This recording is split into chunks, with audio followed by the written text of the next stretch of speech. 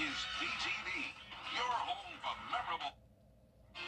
It is the first week of April, and it will be feeling more like June with high temperatures in the upper 80s through low 90s. Mostly dry, but we will see a few showers and storms tomorrow, followed by another rain chance this weekend and a cool down for Masters Week. I'll have all those details coming up.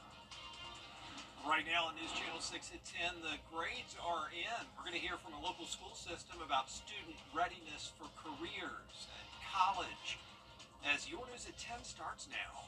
Live from Television Park, this is WJBF News Channel 6 at 10 on BTV.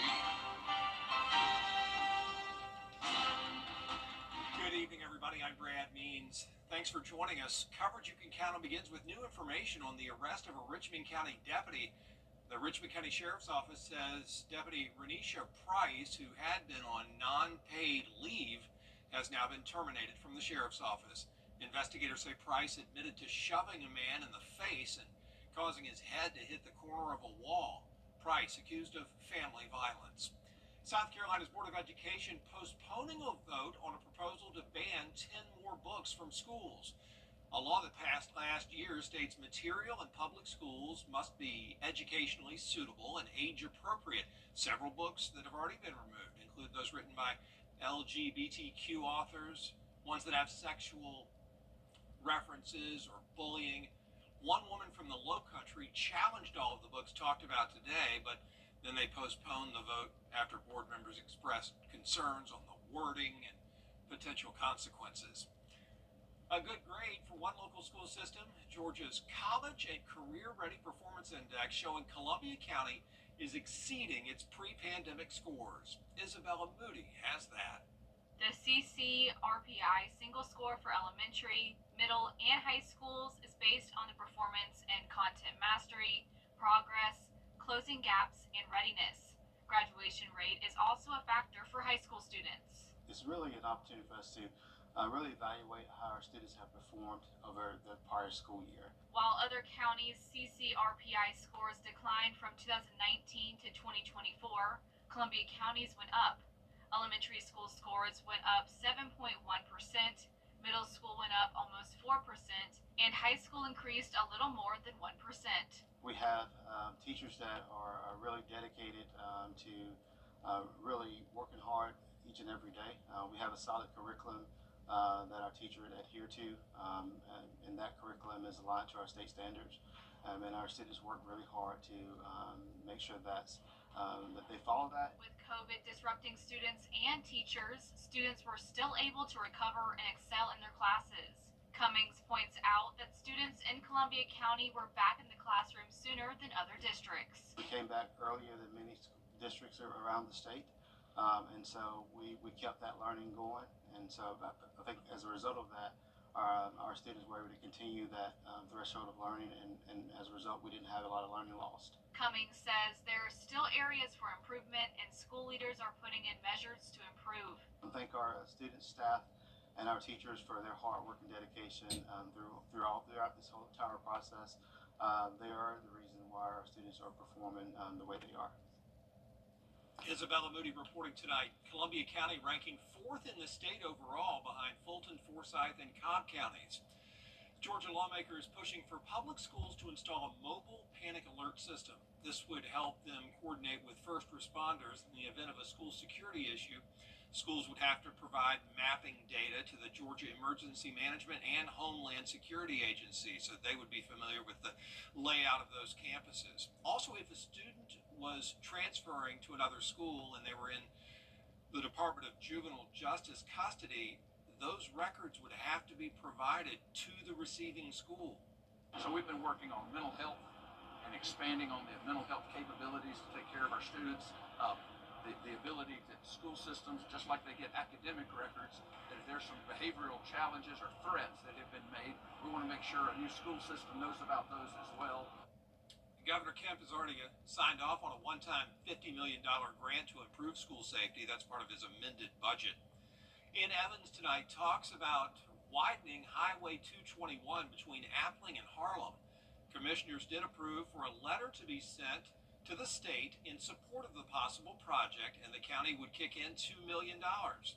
Seeing growth out there in Harlem, of course, is growing. You're seeing a lot of stuff around the Pumpkin Center roundabout growing. Obviously, the industrial park, we want to see it continue to grow. So trying to get ahead of that growth. Let's start the project now, so before the growth actually arrives, our infrastructure is in place. So that letter from here goes to the Department of Transportation. Augusta leaders facing a major decision later this year. Commissioners voting to set the timeline. It is time now for a first check of our weather. Chief Meteorologist Jenna Petracci standing by with that. Well, it was a nice day. We had lots of sunshine and warm temperatures, and now it's partly cloudy out there, and we could see some patchy fog tomorrow morning. Right now on our Terry Lambert Hyundai Skyview cam in Swainsboro, it's a quiet, dry night. No rain today. We had a low temperature well above average at 61, and then our high in Augusta made it all the way to the 80-degree mark, 5 degrees above average. Right now, our temperatures are sitting in the low to upper 60s in Allendale, even at 70 still, 62 in Augusta, 65 in Evans. Millen and Louisville, you're at 69 degrees, 66 in Gibson, and 63 in Edgefield. Dew points are split. We're seeing some drier air towards the north, some moist air down towards the south, and winds are coming in from the east. So right now the winds are pretty light, only up to 6 miles per hour. And as for our satellite and radar, we've had some cloud cover at times, and by tomorrow morning it will be mostly cloudy with some poor visibility. Warm fronts lifting to our north. That will really warm us up as we go into the next couple of days, and we're going to be dry for the most part, but by tomorrow afternoon we could see a few pop-up showers and storms. No rain for your morning though. We're going to be in those mid to upper 50s, and then looking ahead, you can see that chance of rain comes into the picture tomorrow afternoon. A high of 80 and then highs right around 90 Thursday and Friday. But how long will that heat last? I'll have a look coming up, but back to you, Brad. All right, Jenna, thanks. You know, this time of year, local blood centers see a dip in donations. They need your help. Shepherd Community Blood Center is welcoming donations at each of their locations in Augusta, Evans, and Grovetown. They need blood year-round, obviously, but with a lot of people leaving town for masters, fewer are coming in to donate and fewer opportunities to get out in the community and get donors. Each center open during normal business hours over these next 2 weeks as the countdown to masters continues, doesn't it? Businesses getting ready all over. That includes Aiken. We went to Lionel Smith Limited today to see how they're handling things, and they're sprucing up their shop. They're talking about the things that people love. A lot of out-of-towners go to Lionel Smith next couple of weeks. They love knit shirts and colorful apparel. Restaurants feel it too. We talked to the head bartender at Whiskey Alley. He says foot traffic goes up 33%. Normally our biggest sellers would be anything Italian or anything that kind of has like pasta in the dish or San Marzano tomatoes. Although I will say that our best seller dishes are absolutely the Royale cheeseburger and the fish and chips. These are items that we're unable to take off the menu, and if we ever did, the community is liable to burn us down. Absolutely. The first major championship on the golf calendar, local leaders say it pumps major money into the Aiken economy. Still ahead, rainfall, thank goodness, bringing relief.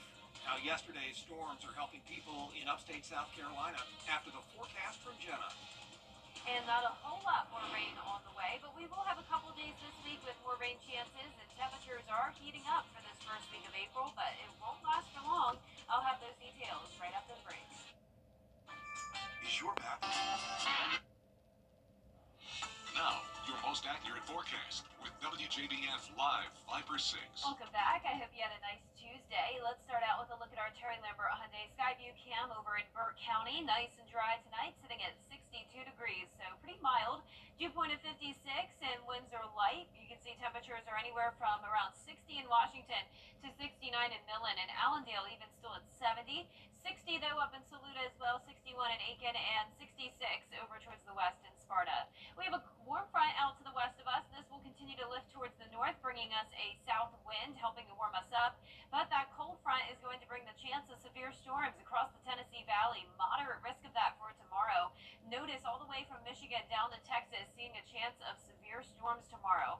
Luckily for us, we will have a few storms in the afternoon, but they're not expected to be severe. And your morning starts out nice. We'll be in the upper 50s, but then later on, as those clouds start to clear, we will see the sun come out, and that will give us some fuel for a few of those storms to develop. Our futurecast tomorrow at 6 a.m. showing a cloudy start to our day, and once again, we could have some poor visibility through around 10 a.m. Then once the clouds clear, that's when we'll see those showers and storms fire up. But here's the bulk of that activity along the cold front. So this is tomorrow 8 p.m.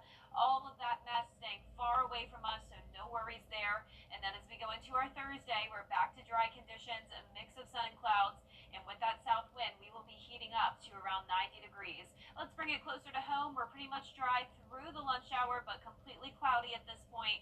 Then as we go into the afternoon, a few of those cells developing, but still mostly dry through 4 o'clock. It'll be around 6 o'clock where we could see some heavier downpours, some thunder and lightning. This lasts until around 10 o'clock in the evening, and then we're dry for Thursday. Dew points are on the rise into the mid to upper 60s, putting us in that muggy category. And on top of that, we have the heat. It'll be around 90 degrees for 4 days, but then we drop right back down to near average temperatures for the practice round on Monday. And then after that, a lot of high temperatures could only be in the 60s for Masters Week, and our lows will be in the 40s. So even though it's now April, the March temperatures are still sticking around. It will be below average, especially around the Gulf Coast here through April 11th. So please keep that in mind. Don't put the jackets away just yet. Tonight it won't be too chilly though. We're going to be around 10 degrees above average, and then our highs tomorrow will be anywhere from the upper 70s through upper 80s. Your 10-day forecast is showing mostly cloudy conditions on Thursday, but dry through Saturday. And then on Sunday, that's when we'll have another cold front pushing through. That'll bring us a chance of rain and storms Sunday night into Monday. Hopefully that just ends as we get overnight into Monday morning. Hopefully it doesn't impact the practice round too much. And then next week, it's going to be mostly dry, so that's good. But remember, chilly in the mornings with lows in the 40s. All right, dress accordingly. Jenna, thanks.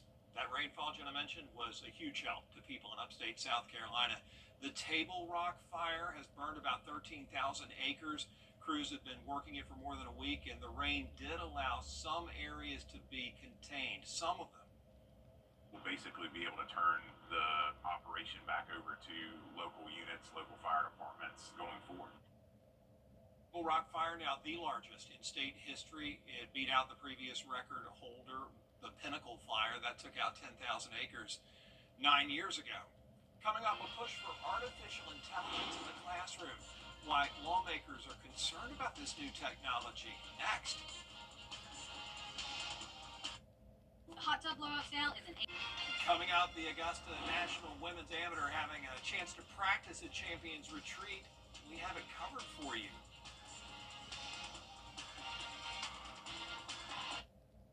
Get the best insurance rate for your home or auto at Caps Insurance Agency.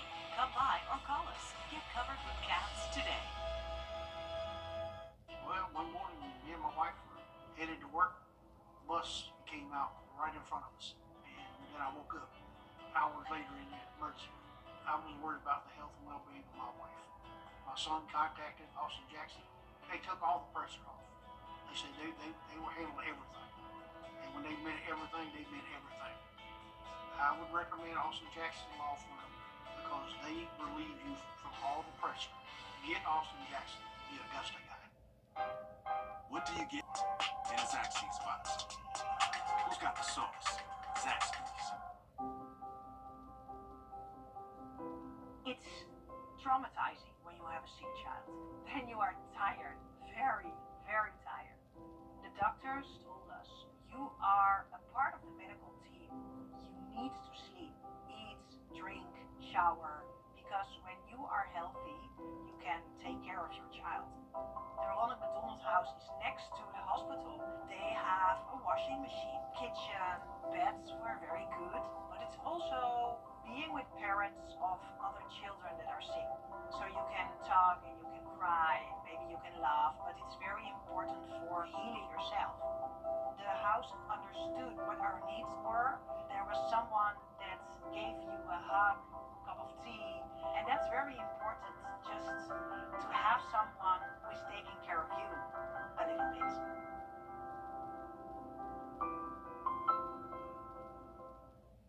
The News Channel 6 mobile app is now even better. Download it today. Now, WJBF sports coverage you can count on. I'm Gianna Seflu here at the Champions Retreat Golf Club, where all of the Augusta National Women's Amateur participants participated in Tuesday's practice round. But first, each Tuesday night before the ANWA first round, the golfers attend the Chairman's Dinner at Augusta National Golf Club, a chance for the players to bond with one another prior to the tournament. As for the the practice round itself, defending champion Lottie Wode looks to reclaim her title. Definitely different feelings coming back here. But I'm still just trying to do what I was doing last year. Get some good practice in on the practice day, and just really get ready for tomorrow, and not try and change too much. She's back this year with some extra accolades, including the #1 spot in the World Amateur Golf Rankings and a runner-up finish in the NCAA Women's Division I National Championships. She also became the first woman from England to win the Mark H. McCormick Medal, while also winning an award for low medalist in the Women's British Open. So her 2024 ANWA success is hardly a fluke, and is excited to compete. A great field. I mean, this event always has one of the best fields that we play in, and it's just great that we get to play against all these people, and especially some people that we maybe don't see at college, get to test ourselves against them as well. Another golfer in the field is Jasmine Koo, who's second in the World Golf Amateur ranking, just behind Wode. She's making her second championship start, and last year she finished fourth in her debut, shooting 70 in the final round, including eagles on holes 8 and 15. Being familiar with everything and not being so lost, it'll keep my head in like a more clear headspace, and overall I think I'll just be more organized coming into this week. The four-time junior All-American has 4 wins on the season this year, including the Julie Inkster Invitational, Windy City Collegiate Classic, Stanford Intercollegiate, and East Lake Cup. She's ready to make yet another successful run in ANWA this year.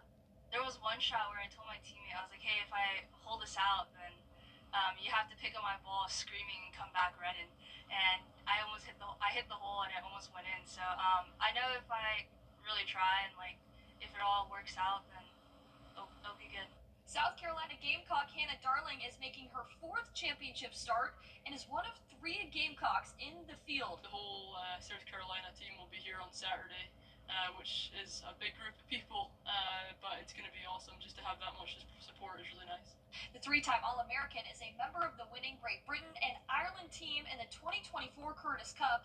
The Scotland native also has 7 top 15 finishes this season, and her experience at this course in particular certainly helps her confidence going into the tournament.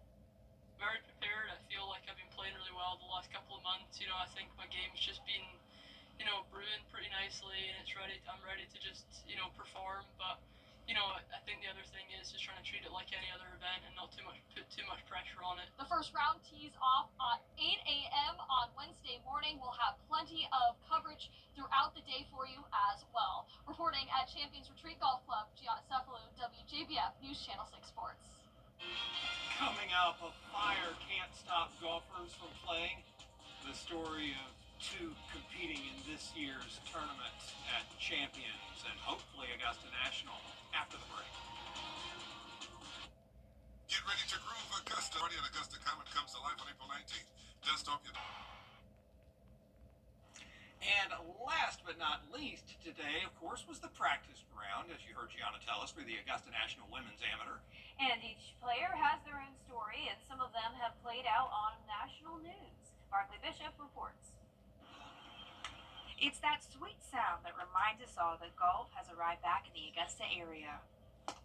For Janeth Wong and Insa Choi, it's a welcome change from where they were at Pepperdine University in California, an area ravaged by the recent Malibu wildfires. Unfortunately, that fire did kind of hit the campus a little harder than some in the past.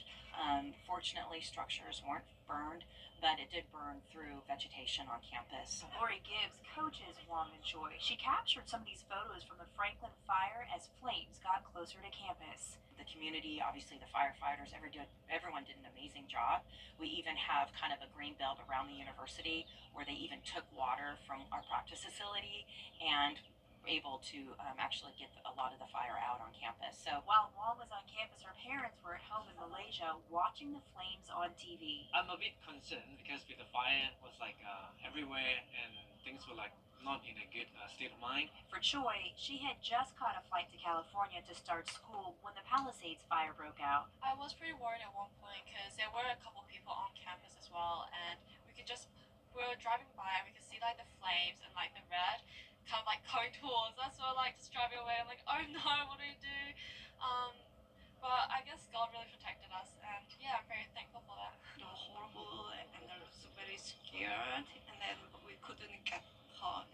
much yet. So until the night, she just, Mom, it's okay, I'm safe.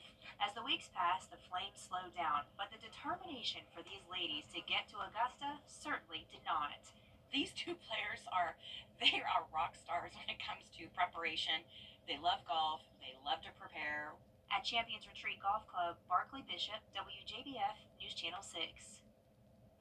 A well-deserved break for those players from all those fires. Yeah, I'm sure they're loving the nice weather we're having this week. It's going to be mostly sunny, and luckily we don't have that wildfire threat like we had last week. We have much more moisture around, higher humidity, higher temperatures, and some much-needed rain. Tomorrow won't be a lot of rain, just some spotty showers and storms around. We're heating up to 90 degrees Friday and Saturday, and close to it on Thursday and Sunday. Then we will see more of that beneficial rain come through Sunday night into Monday morning of Masters Week. Then all of next week, we are seeing a lot of sunshine. May have more rain next Friday. Of course, that's still possible that could change. Temperatures are mostly going to be in the upper 60s, the lows in the 40s. All right, love it. Thanks, Jenna. We appreciate it. We appreciate you all watching. We're back at 11 for News Channel 6 at 11. And Hogan's Heroes is next year on MeTV. Have a